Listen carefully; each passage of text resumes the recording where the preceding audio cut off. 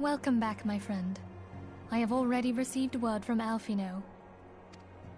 To think that Flame Marshal Huayu was the Garlean agent. I know not what to say. Together with Robon, Aline lent us much-needed aid at the time of our Order's founding. She was particularly passionate about the need to tackle the primal threat.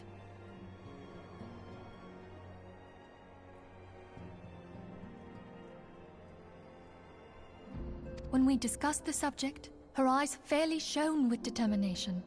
Whatever else she may have been, I choose to believe that it was her true self with whom I spoke then.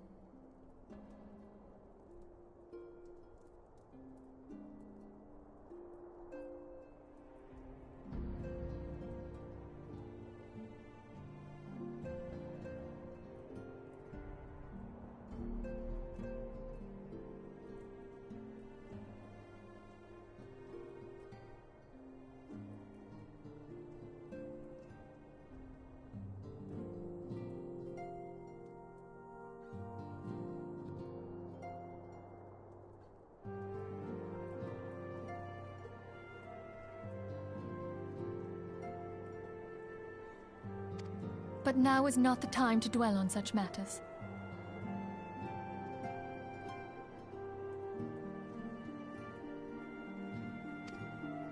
I have an important announcement to make regarding our effort to defeat the Ascians. We shall begin as soon as everyone is assembled.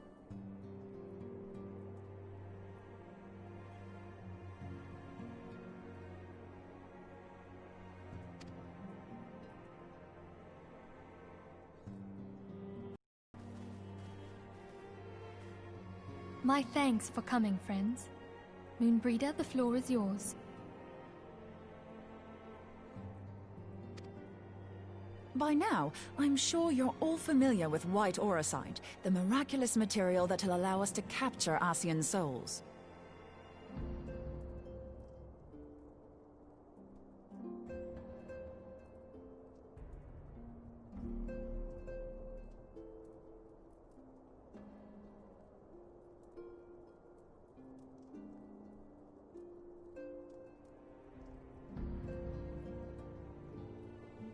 Back at Snowcloak, we verified its ability to absorb vast amounts of ether.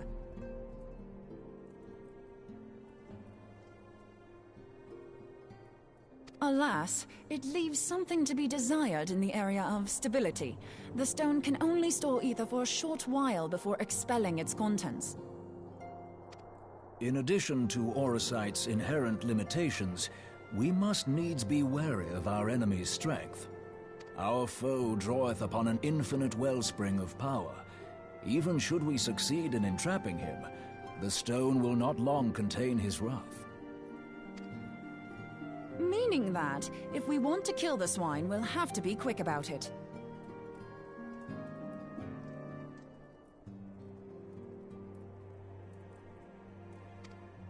'Tis our belief that an Ascian soul may be permanently undone, if smitten by a sufficiently concentrated burst of pure ether.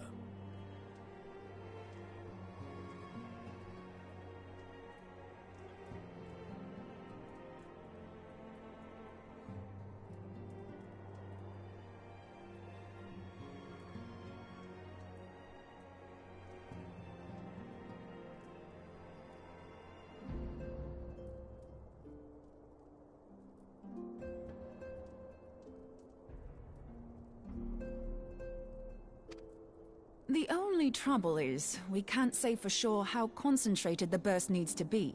Without knowing how much ether an Ascian soul is composed of, we're basically guessing.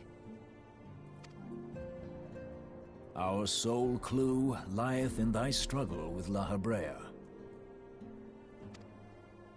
During that encounter, Heidelin bid you forge what she called a Blade of Light, a weapon which took the form of a luminous stream of energy. Based on your description, we believe the blade with which you vanquished your foe was composed of ether. Admittedly, your victory proved ephemeral, as La Habrea was able to use a crystal of darkness to flee into the space that lies between our world and the void. The fact remains, however, that Hydaelyn placed the means to destroy the Ascians in your hands.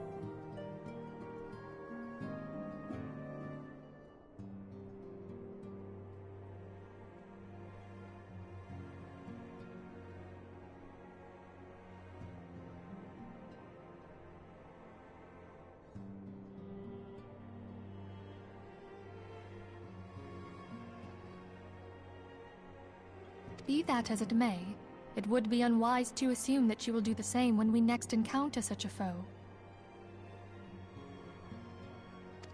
Quite so, my lady. We must needs find the means to forge our own blade of ether, one to equal that which Hydaelyn did benevolently bestow upon her champion. That is all well and good, but it seems to me that producing such a blade will require a prodigious quantity of ether. Whence will it come, pray tell? Oh, what if we had 2 pieces of white auricite? One to trap the Ascian, and the other to store the ether for the blade. Oh, nice try. But it's as I said, the stone won't hold ether for any length of time. We'd still need to collect the stuff there and then, sorry to say. And therein lies the rub. Finding a way to create the blade whenever and wherever we choose. Twould seem more research is in order.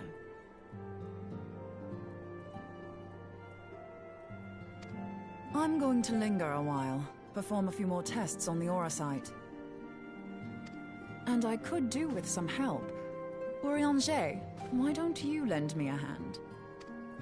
Mine apologies, but I am required at the Waking Sands. Lady Minfilia hath given me sole charge of the premises. 'Twould be unseemly to leave them unattended. Sole charge, you say? So you're basically alone there, then? Well, that settles it. I'll just have to come to you.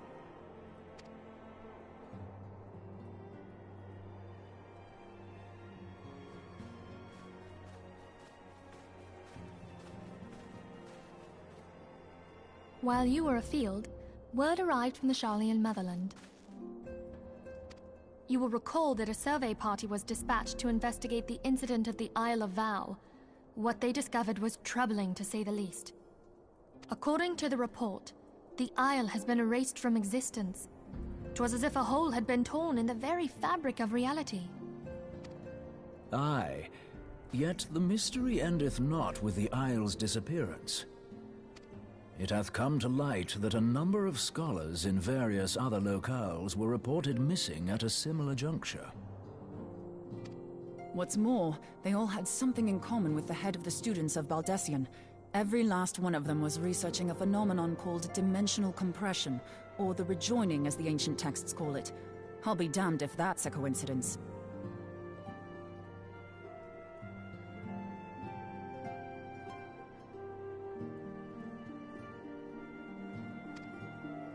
All indications suggest Ascian involvement, but I sense that a force greater still is at work.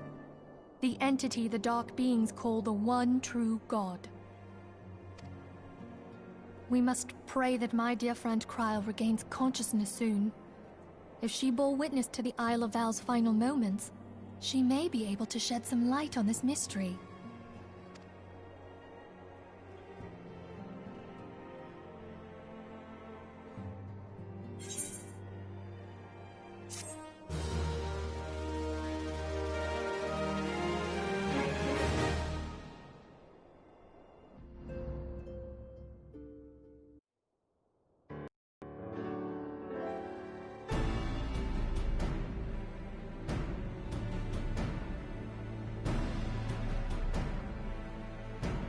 Following the calamity, the forces of the 14th Imperial Legion entrenched themselves in strategic locations across Eorzea. So swiftly did they accomplish this, it was suspected that they had received help. To think that it came from Huayu, my right hand. There is more. We have reason to believe that Huayu didn't deal exclusively with the 14th. She also answered to a higher authority in Garlemald. But this higher authority could not have been the Emperor. By consenting to the Media Project, Solus Zos Galvus showed himself to be more concerned about preventing the spread of primal influence than claiming Eorzea for the Empire. He would happily have seen the lot reduced to ash.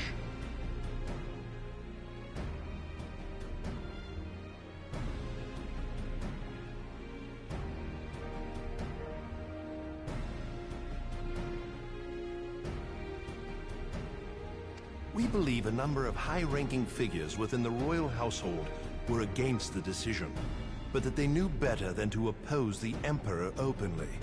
Of course, this didn't prevent them from making clandestine provisions, in which Huayu played a part. Alas, these provisions did not prevent Dalamud from falling, and the ensuing chaos changed the face of the realm forever. Yet Eorzea survived. To all intents and purposes, the Meteor Project had failed, and the Empire was left to rue its lack of a decisive means to eliminate the primals.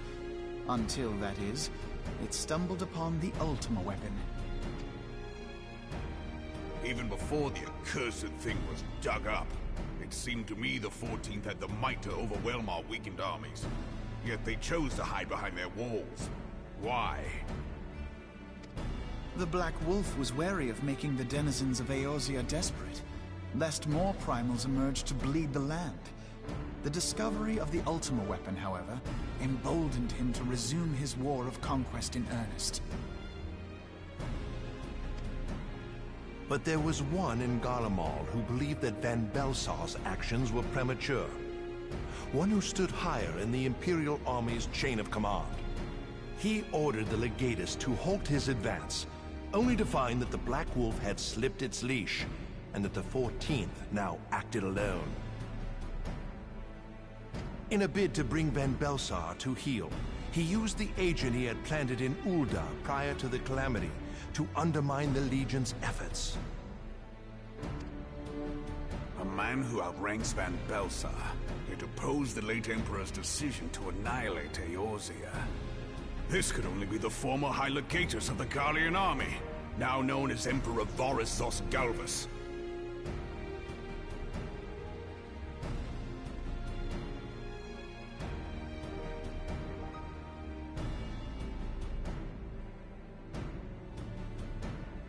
So he was Huayu's true master. But one of several in actual fact. We've learned that even as Huayu served the Empire's interests, she sold Imperial secrets to a certain faction in Eorzea.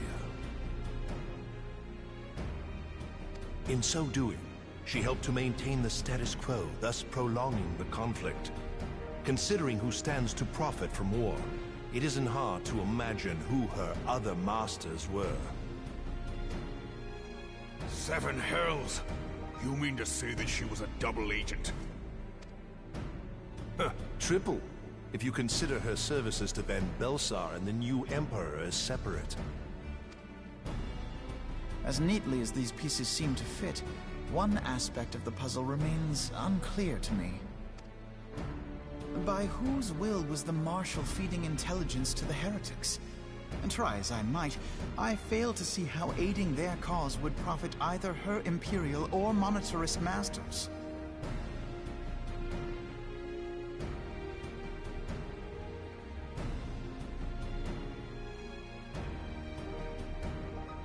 Could it be that another hand is at work here?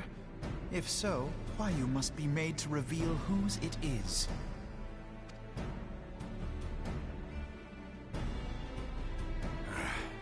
Not only have I lost a trusted friend, now I must interrogate her as a stranger.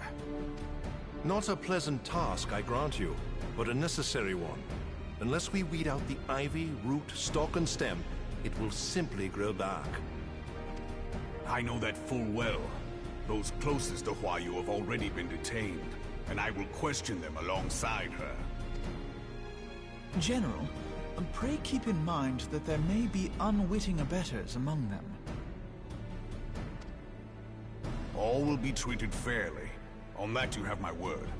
Those who are innocent have no cause to fear. You have ever been a friend of truth, General. I hope the unpleasant task of weeding out falsehood will not detain you too long. Though it be for the sake of Eorzea, doubting one's comrades is poison to the soul. And with that, I take my leave.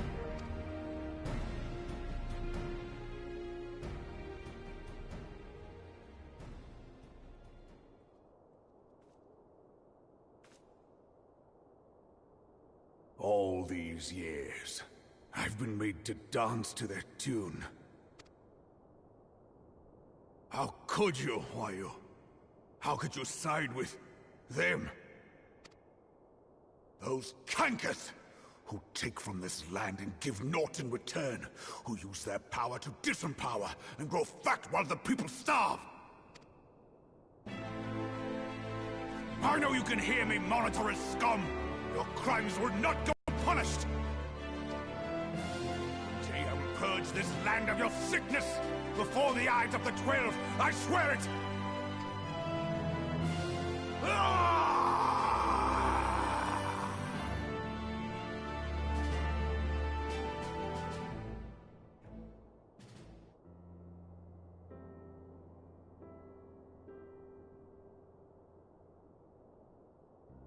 I shall have no further need of you this day.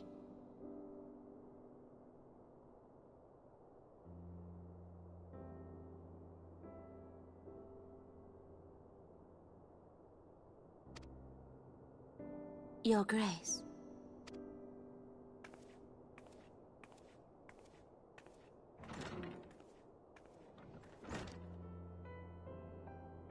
I fear that not even mine own chambers shall remain private for long. Has the situation grown so grim?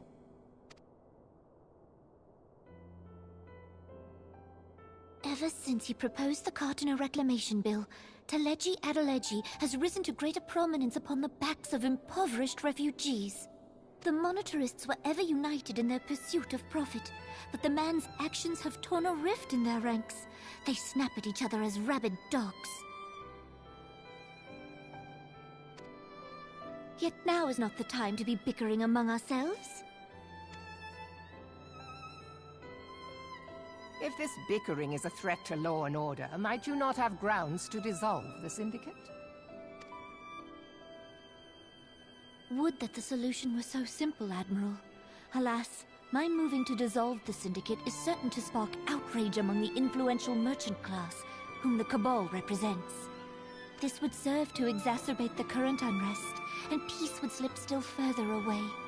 Be they rich or poor, natives or refugees, all who reside in Ul'dah have a right to pursue happiness. It is the duty of a ruler to protect this right. If I am to perform my duty, I must needs tread warily. It would not do to make enemies heedlessly.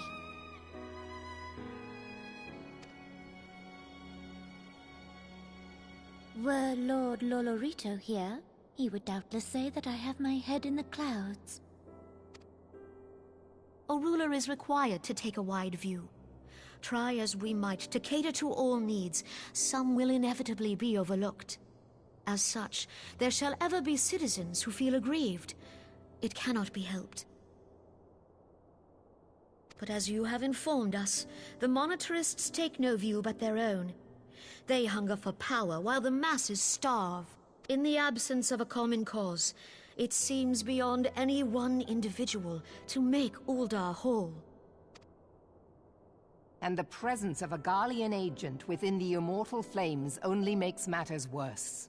Even accounting for Ul'dah's historic reliance upon mercenaries, such a grievous breach of security is unprecedented. I fear this business will provide the Monetarists with a rod to beat Rauban. Eorzea can ill afford for the Immortal Flames to be dampened now. Ere long, the Garleans will turn their ravenous gaze toward our lands once more. If we are to resist their might, our nations must stand together. Yet for this to happen, our nations must be whole. Cannot be done to improve the situation in Ul'dah. The true wealth of Ul'dah lies in the health, happiness, and hopes of her citizens. Alas, the the citizens shall never know these things, so long as their lives are ruled by the ambitions of the few. The monetarists claim to represent the best interests of the people, but in sooth they desire only to manipulate them for their own selfish ends. For the government to serve the people, it must be formed of the people. For Uldar to move forward, it is not only the Syndicate that must be dissolved. Nay, you jest. My friends, it was for no other reason than to make known to you mine intent that I requested your presence here. When I make my declaration to the people, chaos shall inevitably ensue. As the last monarch in the line of Ul, I make unto you this request. Help Roban to preserve order and protect the people. Forsake them, and you forsake yourselves, for a strong Eorzea will ever have need of a strong Uldar.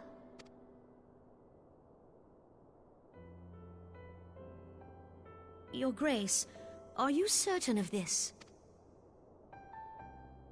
There is no other way. When the time is ripe, the nation shall become a true republic. Both royalists and monetarists shall cease to be. Uldar will no longer belong to kings or queens or merchant princes, but to her people.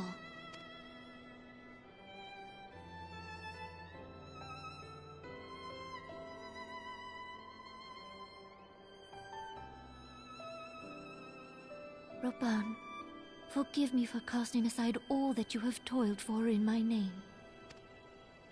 Beyond this gesture, I am powerless to help my subjects.